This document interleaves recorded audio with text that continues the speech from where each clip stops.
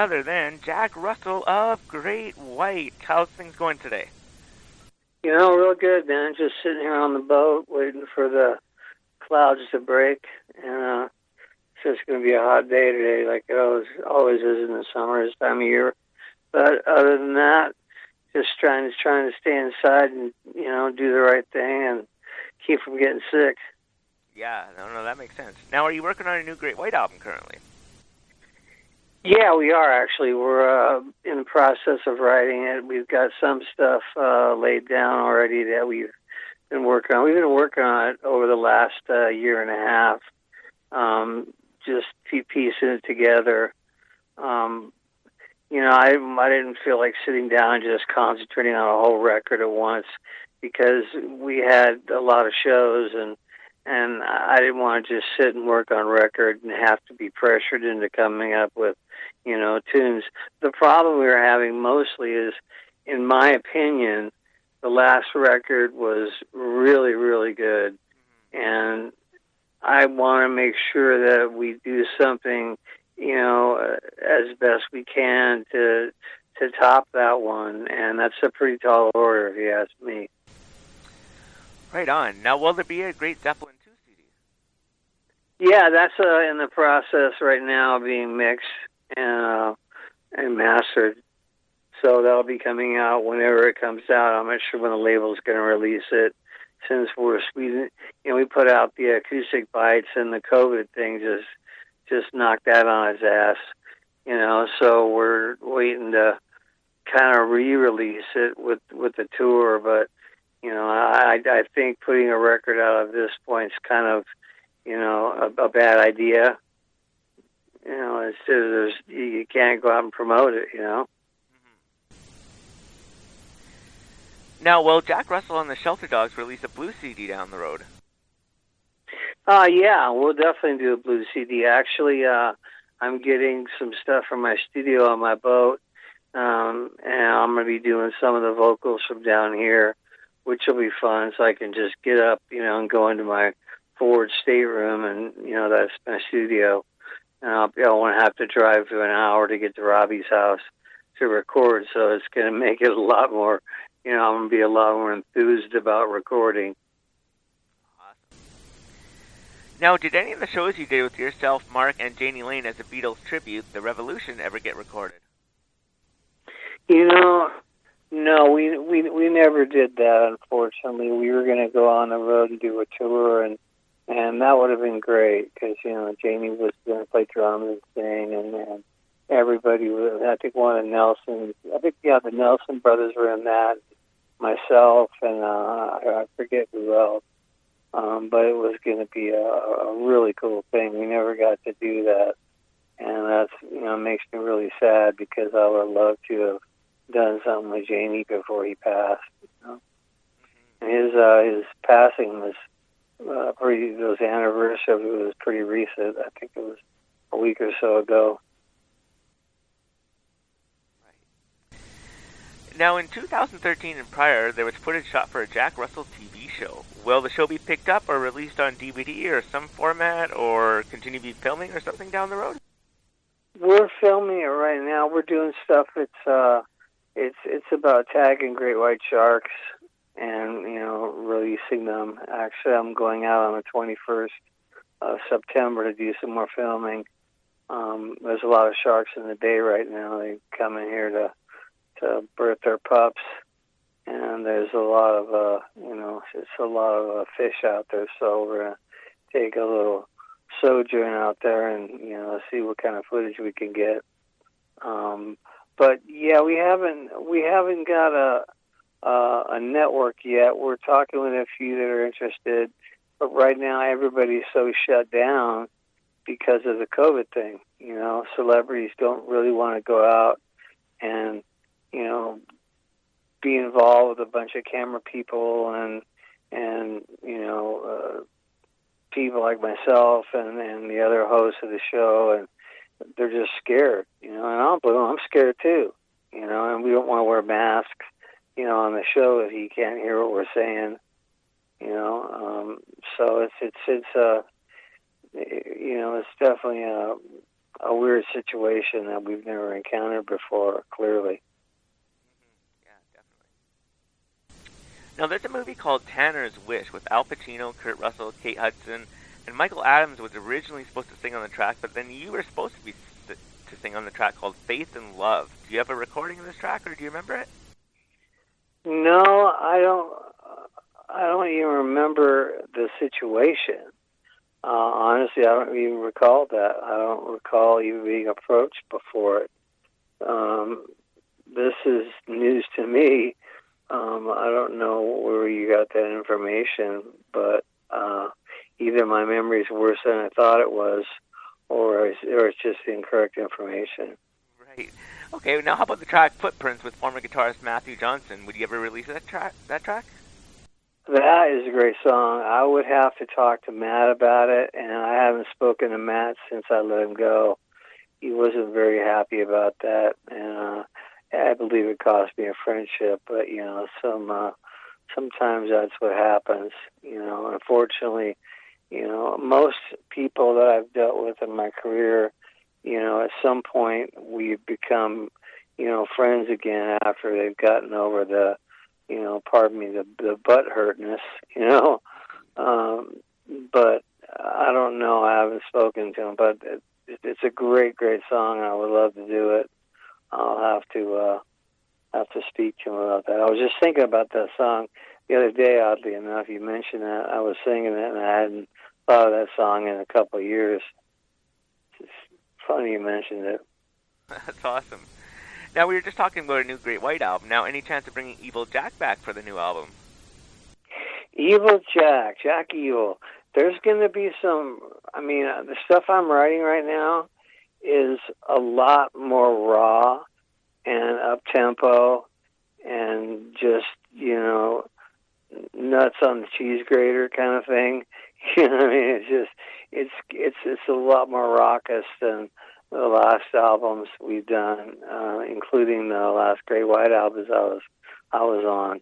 They kept getting kind of softer and softer, and this album I want to be just raw and just, come out of the box smoking. Of course, I have some blues songs that I wrote. I have this, probably one of the best songs I've written. It's a slow blues ballad, which is just off the hook.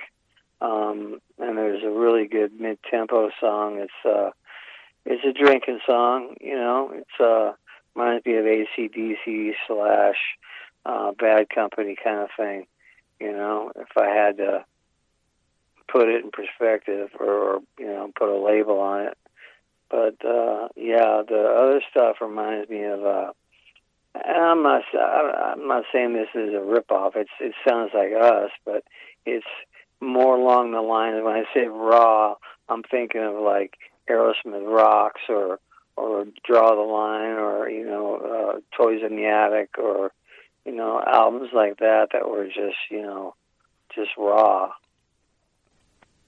Very cool. Looking forward to it. You and me both.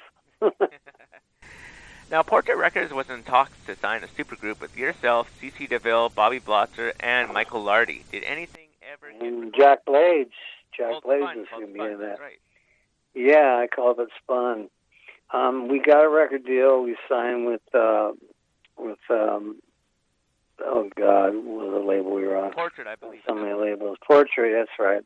And see, it's always the memory's getting bad. And we got the advance, and they just decided not to do it. That's when, John Claudin was getting a big fight from the label. I mean, the company never wanted him to succeed. They wanted to go a different direction. They saw our music was dead, and they were going to prove him wrong no matter what. They did everything they could to make sure he failed.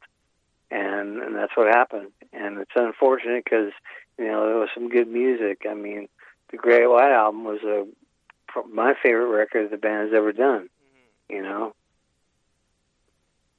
So it was sad. It was because that would have been a hell of a band. The reason I call it Spun was because you got Jack Blades, you got myself, you got Michael Lardy, you got Bobby Blotzer, and you got C.C. DeVille, and you talk about egos. definitely would have been spun. Awesome. Now, there was also talks of you doing a project with Bobby Blotzer called Jack and the Blots. Now, will that happen down the road? Jack and the Blots. Yeah, I'd still love to do that. We talk about that. I talked to him the other day about that. It's just there's, right now, down the road we'll do that for sure, because we talked about that for, God, since the 80s, So we have to bring it into fruition one of these days. He's a great songwriter, Bobby is. He really is, and we write some really good stuff together. I had a couple songs on the Rat album in '99 with Bobby, and we brought them to John Klaudner, and he loved them and made sure they were on the record. And then, of course, the other guys had to go in there and change a bunch of stuff so they could put their name on the songs. But yeah, they were good tunes. Yeah, in my opinion, videos were still getting played to a degree, and Rolling Stones charted. There should have been videos off that album, the Great White Album. The thing was, with that record, and I'll be honest with you, we got signed, they signed Rat for a lot of money. And they didn't spend a lot of money on us. So when Rolling Stone went number 6 at album radio, and which was unheard of in 1999, that was a total coup. It was like they made a lot of money. And since Rat was bombing, they took all the money they made from our record, and instead of putting it back into our record for the second single, which John Klaudner called the money song, and that was Ain't No Shame. That was going to be the song on the album that was going to take it, all the way. But instead of putting it into that song, they took it and they put it in the Rat album because they had spent so much money on the Rat album. They were like, we got to make this go. We need to see it succeed, and it just didn't happen. So when it came time to, shoot videos of Rolling Stone or whatever else, there was no money there to do it. They had already spent it on the other band. So that was really a letdown. That's why when they offered me another deal with Portrait for Great White to do another record, I turned it down. I'm probably the only guy that's ever turned down a deal with Sony and John Klaudner in history. I told the band he didn't want to do another album. I don't want them to know I turned it down. It would have killed me. Now, have you ever met the lady band in the UK called Dante Fox? No, I have not. I died laughing when I heard that. That was funny. I'm like, are you kidding me? How would they think of that name? Did they hear? Who would come up with that name? Right. That's just like, it's such a randomly weird name. You'd think that somebody would have had to have mentioned it somewhere, or I don't know. I thought it was pretty weird, but yeah, I think it's kind of cool. The name's still out there, But I have yet to meet them. No, I would like to. I think that'd be funny. Now, before Dante Fox, the band was called Highway and then Wires. Did Highway and Wires record anything? Yeah, we did actually. Some of the stuff that I put out a record recently, it was a bunch of demos from Dante Fox. And there was a couple songs that were actually when the band was under the name of Wires. Of course, I didn't put that on the record. It was just more confusing information. But I don't even know if you even heard of that album. It was called Dante Fox, Great White, the early days, I believe it was called. Dante Fox, and they were all just my personal demos. And the only reason I put them out was for the hardcore fans, so they could hear what I sound like when I was 17, and hear where the band came from and how far it had come, Now, would you write with Alan Niffen again? Absolutely. We talked about it. Absolutely, I would, and we plan on getting together at some point. There's so much riding on this stinking virus. It's got us all frozen. I have COPD from smoking for 40 years. I finally quit, after I heard about that. But I mean, it doesn't really affect me. But you know, I get chronic bronchitis, so my doctors told me that you don't want to get this stuff. You know, you may not make it back. So I'm doing everything I can to stay safe, and so I have to be really careful about what I do. So consequently, I'm more of a hermit these days than I normally would be. For sure.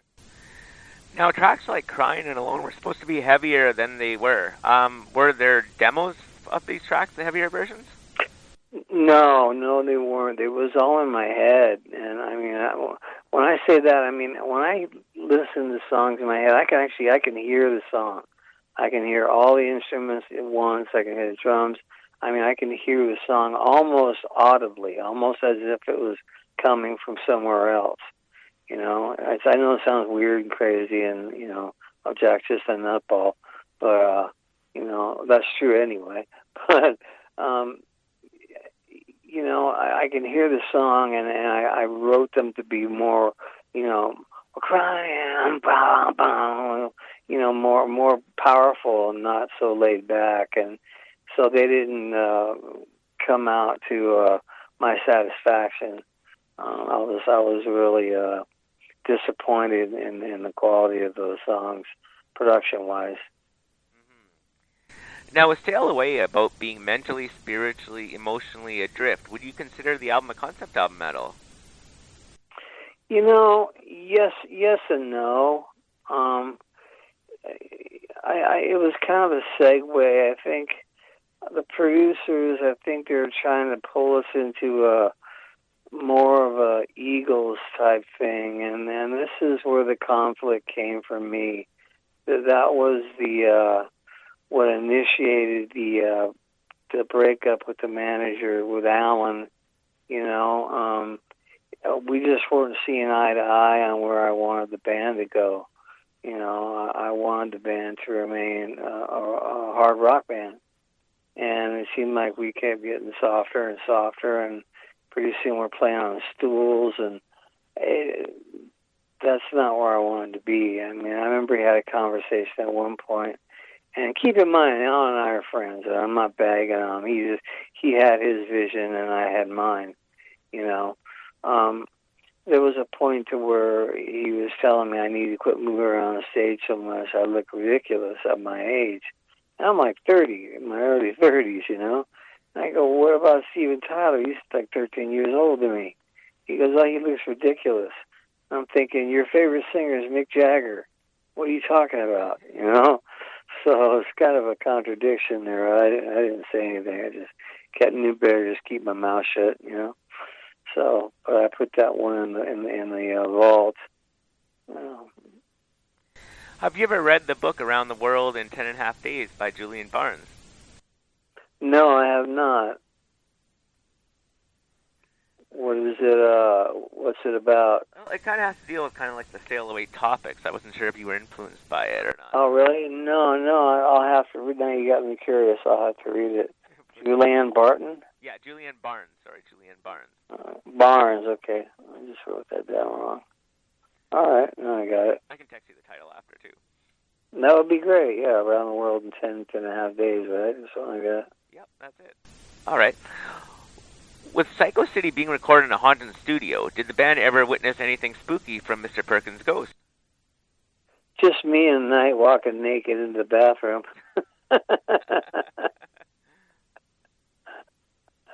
No, not really. I mean, I had some weird dreams. I mean, like, really weird dreams. I stayed in this room. It was like on one of the upper levels of the house, and it was creepy. I mean, it had its own fireplace, and it was really old, and the floors creaked, and old houses, they creak and make noise anyway. They're always settling, and it was just weird. I mean, you'd see shadows and stuff, and you wouldn't see where they were coming from. It was like, well, how'd that shadow happen? There was no light back there, and so there was a few nights where I slept with the covers over my head. They can't get you if you got the covers over your head. You know that. Now, in 2008, you started working on a project with Michael Lardy of 60s and 70s covers. Was anything ever recorded? I'm trying to remember if we did or not. I don't believe we did. I mean, you'd have to ask him. He's got a much better memory than he can remember every single show we were. You can say, "Hey, Michael, where were you July 6th in 1992?" We go, it was so-and-so fairgrounds, and we played with, he'd be like, and you check it out, you go back, you look at one of the tour books, the itineraries, and you go, damn if he is all right. I mean, you guys' memory is just amazing. I wish I had it. Well, sometimes. There are some things you like to forget, Now, on the upcoming Great White album, any plans to have background vocalist Donald Ducksworth on it? Don, you know what? I hadn't thought about it, but that's not a bad idea. Don is a great friend of mine. I did some shows with him recently. He was doing an acoustic thing, and we were doing an acoustic show together. So he asked me to come out and join him in his set. So I came out and sang backgrounds with him, harmonies and stuff. So it was fun. He's in, I believe he's in Albuquerque right now. That's where he moved to, or Santa Fe, one of the two. I think Albuquerque. Very cool. We did recently. We just did Jack Russell, Robbie Lochner, and Friends. Hold the Line by Toto. We did a flamenco acoustic version of it. Me and Robin McCauley sang it. We did a duet. That you can look that up on YouTube. It's just Jack Russell and Friends. Hold the Line. If you Google that, you'll see the video. We did one of those Zoom videos, But I'm really proud of it. It sounds really great. It was fun singing with Michael. Not Mike. I'm sorry, Robin. I'm getting my people confused. Robin McCauley. He's got a great voice. He's a great guy. Definitely. Now, you demoed a duet with Lita Ford, Where Will I Find My Heart Tonight, from her 1994 Black album. Why wasn't this released, and why did Jeff Scott Soto wind up singing it? I don't know. I think probably I had the night before, I had just come off a 3-day run, and I was in Albuquerque, and she flew me back after the show the next day to do the song, and my voice was it was pretty trashed, and I was having some trouble. So I think when we got done, she just kind of went like, "Wow, it's probably just wasn't up to snuff." That's my guess. Either that, or it was because I ended up having to bring my wife down, and she was just being a total bitch to Lita because she thought Lita had designs on me, And I'm like, "Honey, I'm just here to sing a song." "Oh no, she likes you. She wants to be with you." I'm like, "Oh my God." So, of course now we're divorced, as always. So, and so it's one of the two reasons. I have to ask Lita about that. We're really good friends. We talk all the time, but I've never asked her that, mostly out of embarrassment. Do you have a copy of the demo? No, I do not. I have no idea. I've never even heard it. I can't remember the song, and I don't remember, and I don't have a copy, no. Interesting. Now, you originally sang on a bunch of tracks on the 24/7 album. Sorry, you originally wrote a bunch of tracks from the 24/7 album. Now, John Corabi wound up singing. Do you have copies of the demo? John Corabi saying what now? The 24/7 CD is right in front of me. Destination Everywhere. You wrote a bunch of tracks on the album. You're uncredited for pretty much all of them other than one. Do you have copies of the demos? No, I don't. What is it? What you got more information than I even know. You know more about my life than I do. 24/7. What is that? I mean, I have a song called that on my solo album. Yes, on Shelter Me. Okay, 24/7. It's a CD called Destination and Everywhere, and John Corabi sings on it. But I know you wrote a good majority of the album, and I believe you were asked to sing on it. Maybe you were too busy or something like that happened. Wow, I'll have to look that up. because that's another one of those lost in the annals of my memory. It's not surprising. I'm working on getting Alzheimer's here at this point, so it's not. And I'm being serious. My father had it, and my whole family had it, so I'm not too bad off right now. But there's certain things I can't remember. Luckily, I remember all the lyrics, so I remember what city I'm in. I remember my band's name, so that's okay. For sure. Someone I Don't Want to Be is one track you're credited for on the album. Pardon me?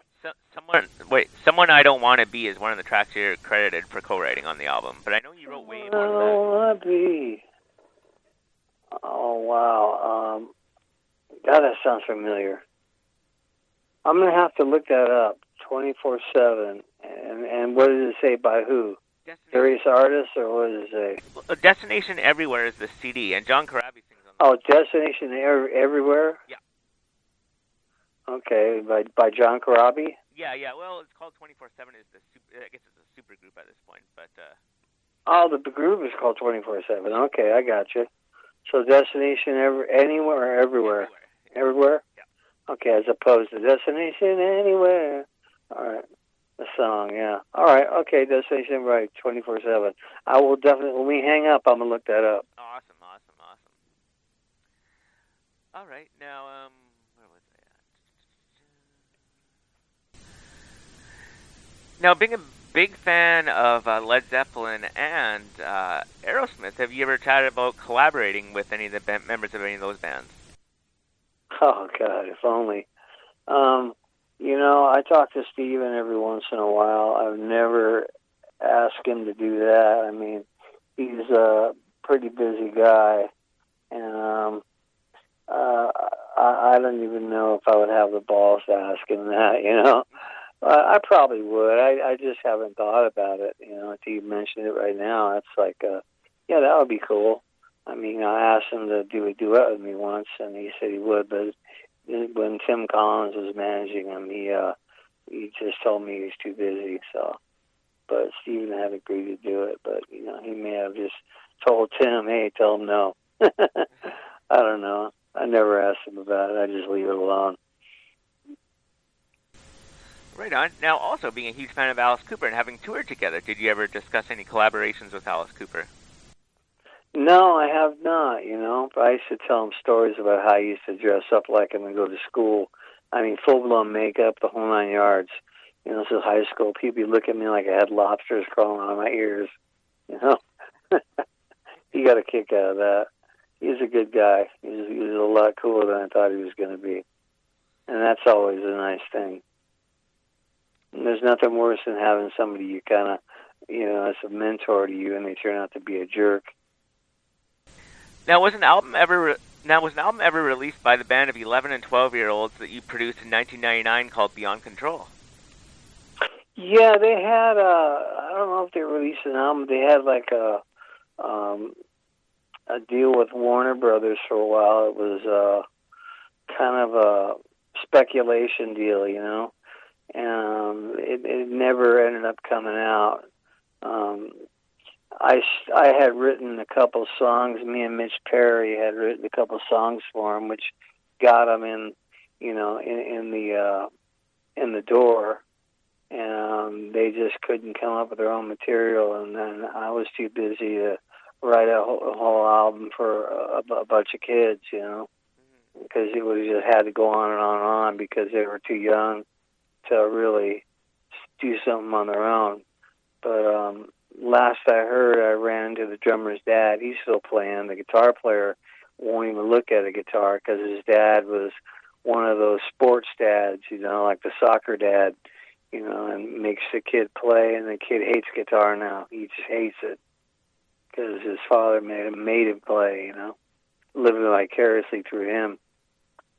So I thought that was kind of interesting. I figured I knew he didn't like it. You can tell when somebody likes what they're doing when they don't, True. Well, thank you very much for your time, Jack. That was a lot of fun. Hey, my pleasure, man. Anytime. Thank you for the information. I got a lot of things to look up.